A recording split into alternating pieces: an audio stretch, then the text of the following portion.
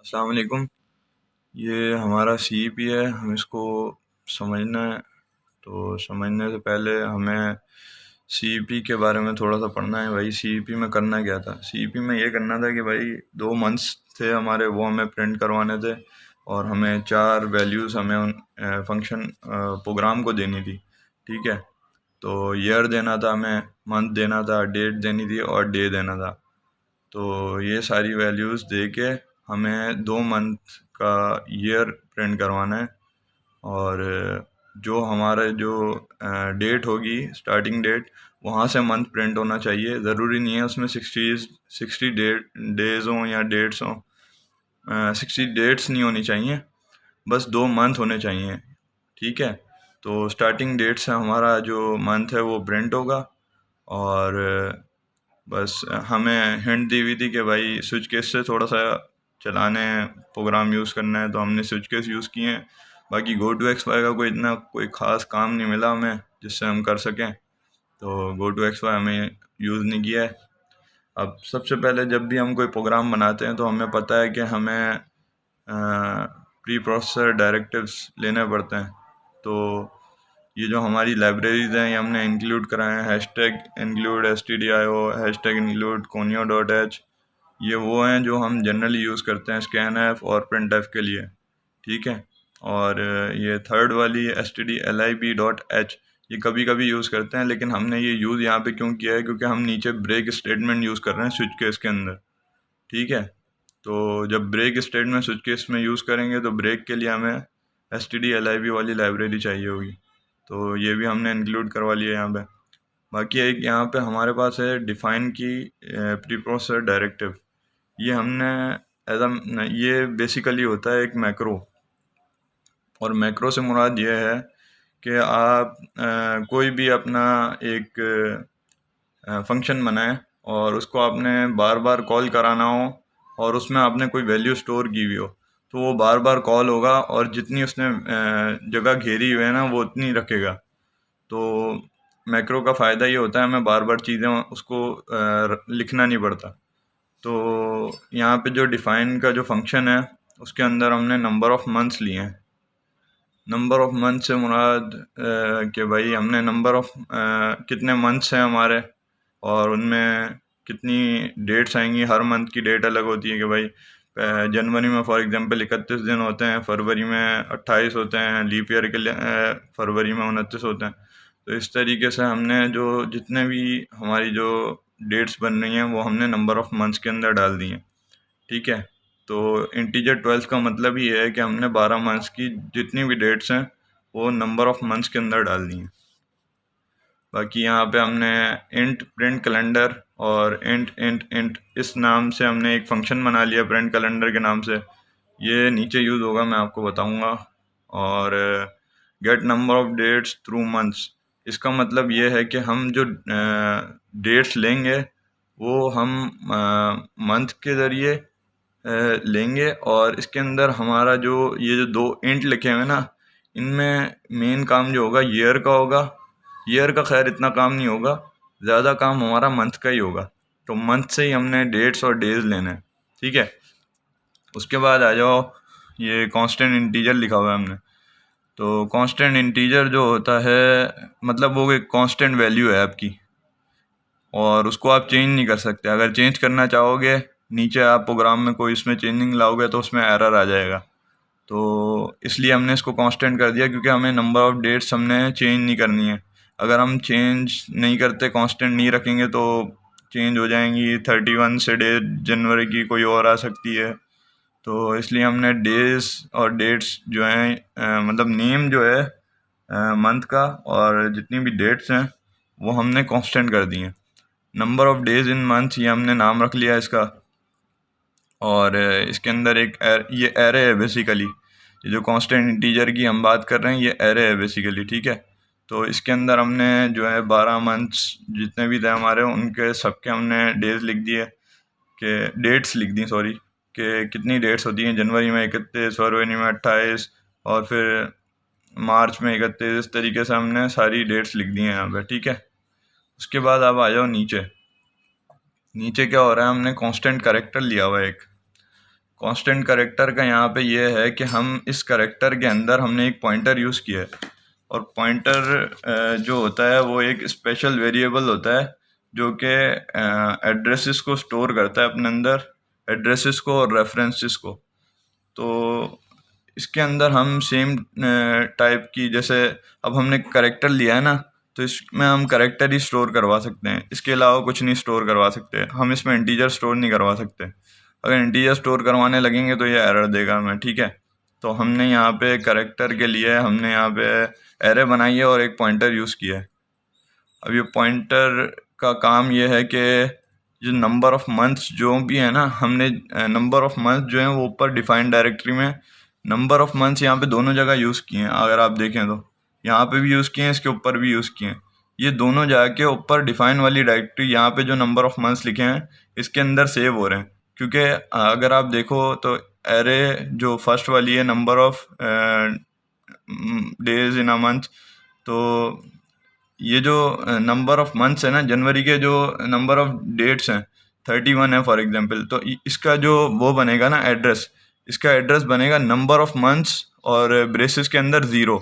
तो वो जाके नंबर ऑफ़ मंथ्स जो हैं ब्रेसेस 0 के अंदर यहाँ पे 12 लिखा हुआ है हमने, लेकिन हम जो जनवरी स्टार्ट कर रहे हैं ना वो 0 से लेकर, मतलब मंथ जो स्टार्ट कर रहे हैं वो 0 से लेकर 11 तक हैं। यानी 0 पे हमारी जनवरी आएगी और 11 पे हमारी दिसंबर आएगी। क्योंकि ये जनवरी बोल रहा हूँ, सॉरी, स्टैंडर्ड होता है कि एरे को आप 0 स्टार्ट करो और उसको आगे तक लेके जाओ जितने भी आपको चाहिए। फॉर एग्जांपल अगर हमें 0 से लेकर 100 वैल्यूज़ चाहिए हो एरे के अंदर, तो हम 0 से लेकर 99 तक उसको मतलब चलाएंगे अपने जो भी कंडीशन है। तो इस तरीके से ये काम कर रहा है। तो कांस्टेंट इंटीजर का भी हो गया, कांस्टेंट कैरेक्टर, ये दोनों बेसिकली एरेज हैं। इसमें नेम मंथ नेम का मतलब है कि हम नंबर ऑफ मंथ जो है ये वाली जो भी है नंबर ऑफ मंथ, इसमें हम जो है मंथ नेम स्टोर करा रहे हैं। ए ऑफ 0 की जगह जनवरी भी जाएगा और 30 जनवरी के डेट्स भी जाएंगी 31। तो ये दोनों जाके यहाँ पे नंबर ऑफ मंथ्स के अंदर स्टोर हो जाएंगी। इससे ये होगा कि हमारे जो मंथ की जो नेम है और जितनी भी डेट्स हैं वो दोनों जाके इस जगह सेव हो जाएंगी, तो हमारे लिए आसानी होगी।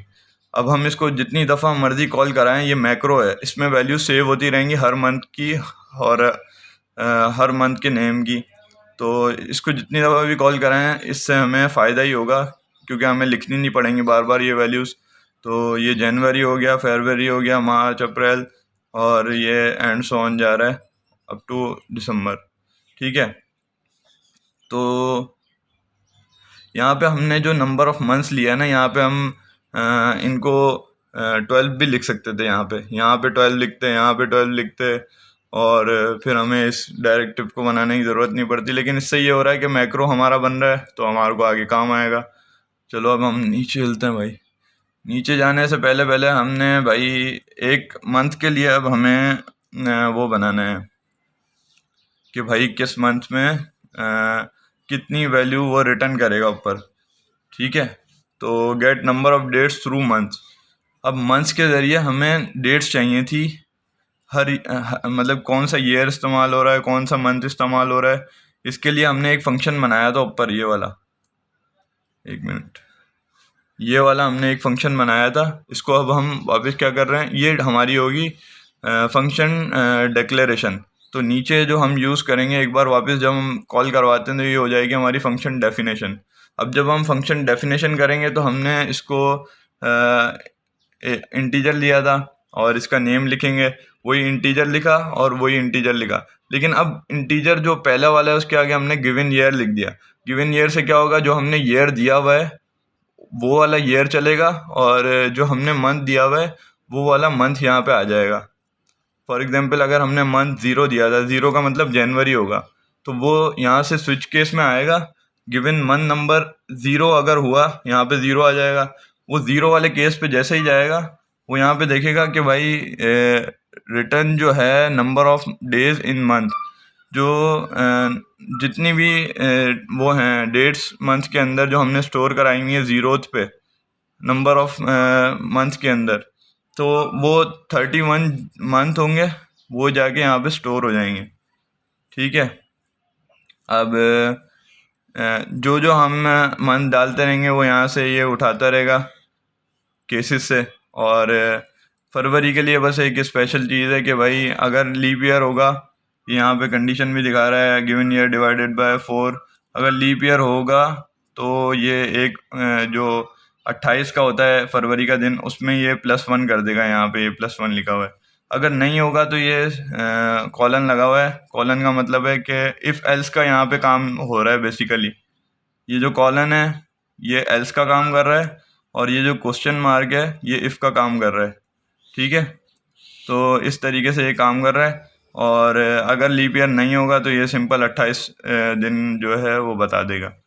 बाकी जितने भी ये जो मंथ्स की डेट हैं वो सारी इसमें स्टोर होती जा रही हैं। 0 डालेंगे जनवरी के 31 आ जाएंगे, 1 डालेंगे लीप ईयर चेक करेगा, नहीं होगा तो 28 कर देगा। इस तरीके से जनवरी, फरवरी, मार्च, अप्रैल एंड सो ऑन ये चलता रहेगा।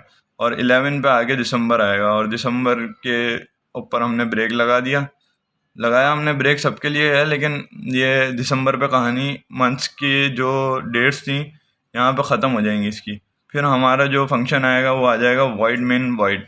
अब बेसिकली यहाँ पे हमने वॉइड नहीं लिखा हुआ, एक ही बात है, खाली छोड़ दो या वॉइड लिख दो। तो वॉइड मेन वॉइड इसलिए लिख रहे हैं कि ना हम यहाँ पे कोई इनपुट ले रहे हैं और ना कोई इनपुट दे रहे हैं। ठीक है। अभी हम किसी फंक्शन से इसको रिलेट नहीं कर रहे। क्यों नहीं कर रहे? क्योंकि हमने एक मैक्रो बनाया हुआ ऊपर, और हमने फंक्शंस बनाए हुए ऊपर। तो हम यहाँ पे हमें रिटर्न करवाने की वैल्यू कोई ज़रूरत नहीं है, हम उसी फंक्शन को या उसी मैक्रो को नीचे कॉल करवा लेंगे। तो उससे ये फ़ायदा होगा कि हमारे लिए मुश्किल नहीं होगी। और अब ये जो वॉइड मेन वॉइड है ये हमारा असल फंक्शन है।